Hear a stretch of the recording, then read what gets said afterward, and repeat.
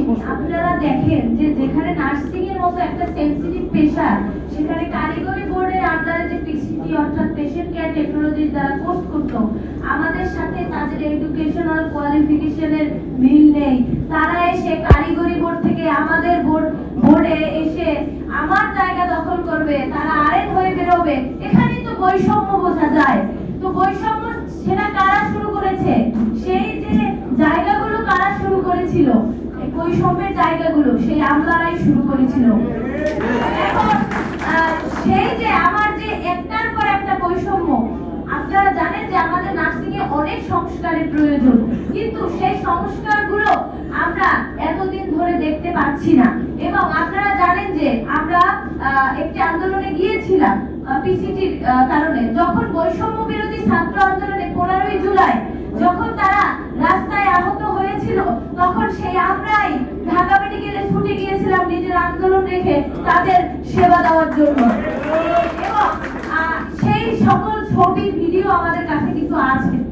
এখন আমরা এখন যে এই যে আমলা মাকসুদা নূর, উনি যে আমাদের বলেছিলেন, ভাই একটা প্রশ্ন করেছিল যে কেন আপনারা এখন আন্দোলন শুরু করেছেন। আমি এই প্রশ্নের জবাবে দিতে চাই এটাই যে মাকসুদা নূর, আমরা কিন্তু কোনো আন্দোলনে আর যাইনি। মাকসুদা নূর কেন বলেছিল যে নার্সরা ছোট চাকরি করে, নার্সদের সেকেন্ড ক্লাস দেওয়াই সরকারের ভুল হয়েছে। উনি নার্সিং এর একজন মহাপরিচালক হয়ে যদি এই কথা বলে, তার সম্মান যদি এইটুকুটা দেয় নার্সদের, তাহলে সে নার্সদের কিভাবে পরিচালনা করবে? আমাদের গায়ে আমরা যদি নার্স, আমাদের গায়ে যদি রক্ত মাংস থেকে থাকে, তাহলে তার প্রতিবাদ অবশ্যই আমরা করব এবং করা উচিত। কারণ উনি আবার পেশা নিয়ে কথা বলছে, যেখানে নার্সিং পেশা একটা ইন্টারন্যাশনাল পেশা, সেখানে বাংলাদেশে কেন এত বৈষম্য থাকবে এত বড় একটা পেশা নিয়ে, এবং আমাদের কেন অবহেলার দৃষ্টিতে দেখা হবে? আমার প্রশ্ন এইখানে।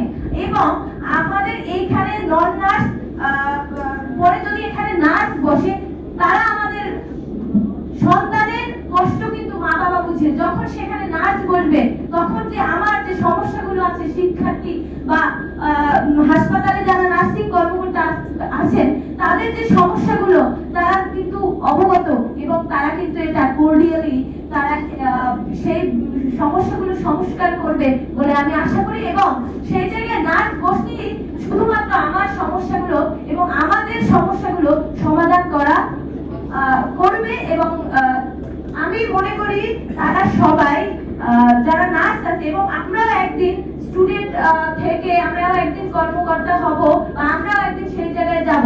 তো আমার পথগুলো যদি আমরাই পরিচালনা না করতে পারি, তাহলে বৈষম্য কিভাবে দূর হবে? বৈষম্য